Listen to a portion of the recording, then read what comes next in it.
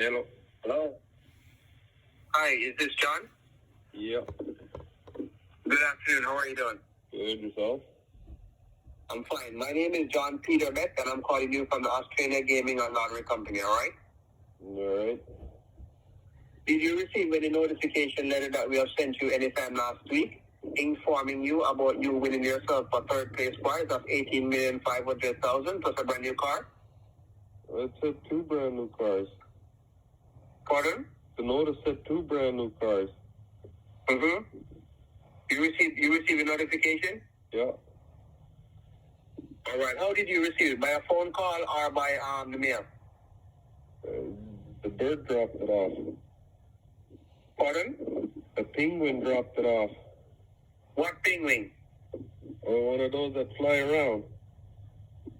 Oh, have you ever seen a penguin that flies? That doesn't make any sense.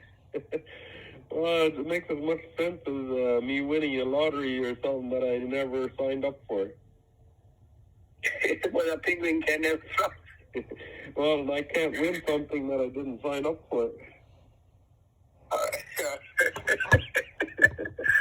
Okay, no problem. Thank you. Bye.